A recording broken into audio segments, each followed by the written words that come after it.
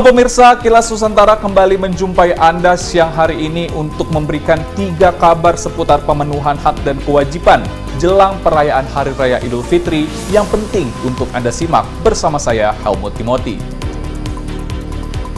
Pemirsa, guna menghadapi masa libur lebaran demi rasa aman dan nyaman, dalam perjalanan mudik, pemerintah telah menyiapkan rekayasa lalu lintas. Di sisi lain, Presiden Joko Widodo juga mengimbau kepada masyarakat agar menghindari puncak arus mudik yang diprediksi terjadi pada tanggal 28 sampai 30 Mei 2022.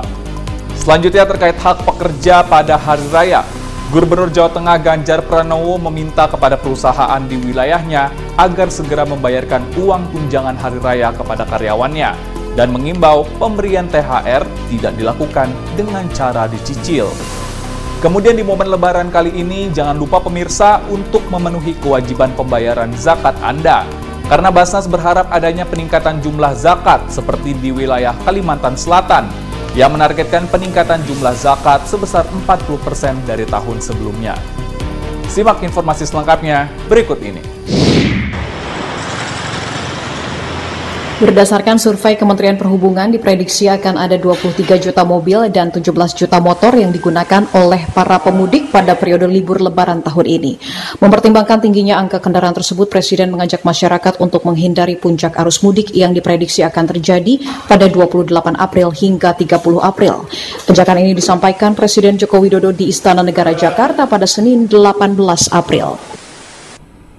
Dalam mengantisipasi itu, pemerintah telah menyiapkan rekayasa lalu lintas melalui aturan ganjil genap, pemberlakuan satu arah one way, dan larangan truk masuk jalan tol. Untuk itu, saya mengajak masyarakat untuk mudik lebih awal, tentu saja menyesuaikan dengan jadwal libur dari tempat bekerja. Lebih lanjut, Presiden Jokowi mengingatkan masyarakat untuk tetap mematuhi protokol kesehatan seperti memakai masker, mencuci tangan, serta menjaga jarak. Saat ini pemerintah tengah menyiapkan berbagai strategi untuk menghadapi kepadatan lalu lintas di beberapa titik saat arus mudik. Tim Kantor Berita Antara mewartakan.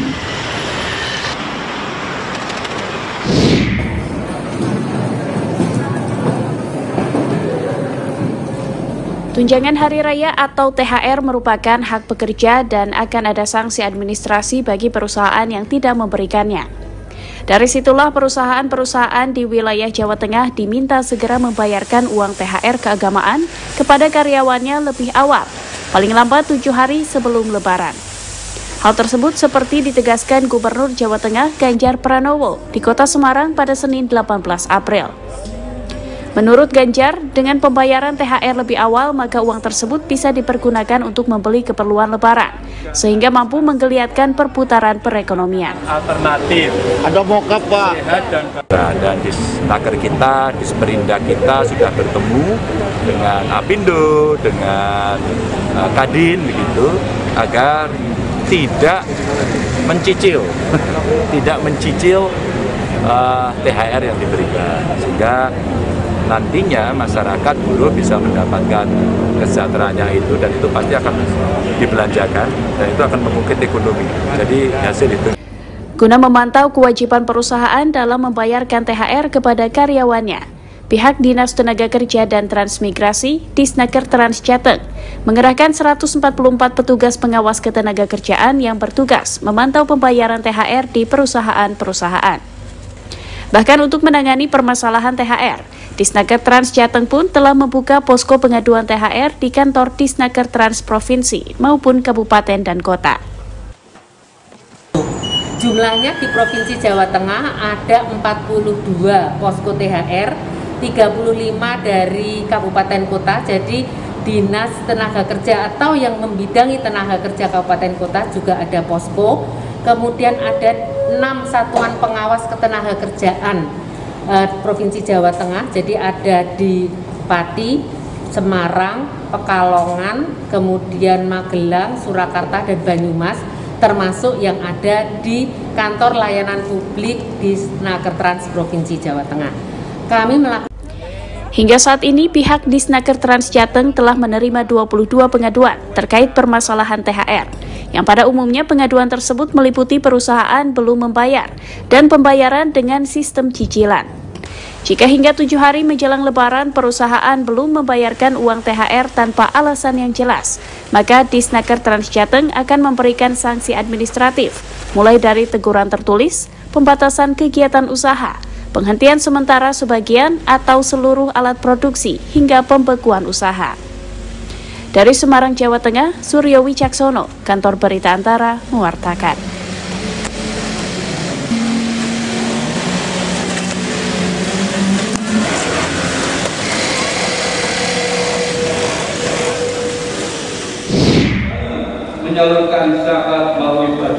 Realisasi perolehan zakat melalui Badan Amil Zakat Nasional Basnas Kalimantan Selatan mengalami tren peningkatan setiap tahunnya.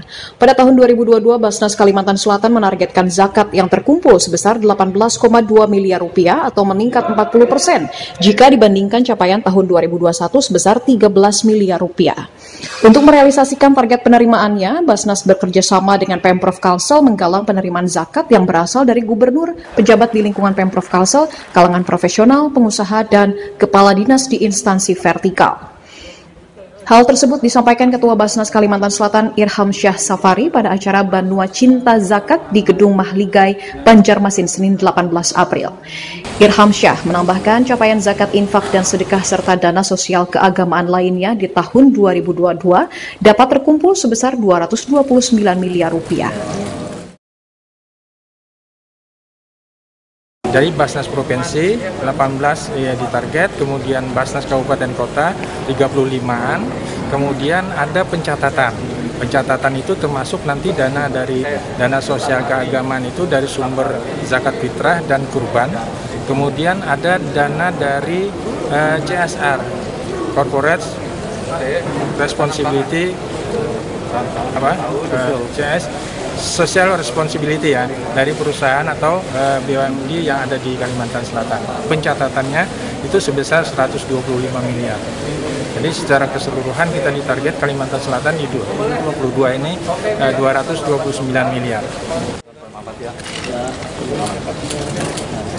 Pada kegiatan yang bertemakan keteladanan pemimpin muslim berzakat ini, selain melakukan penerimaan zakat dari para pejabat dan pengusaha, Basnas juga membagikan 2.800 paket sembako kepada fakir miskin melalui program Ramadan Bahagia.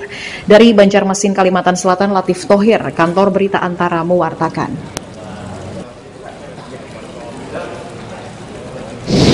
Pemirsa selalu dapatkan informasi terbaru dan teraktual lainnya dengan cara mengunjungi laman antaranews.com, kanal YouTube Antara TV Indonesia, serta tayangan dalam saluran UCTV.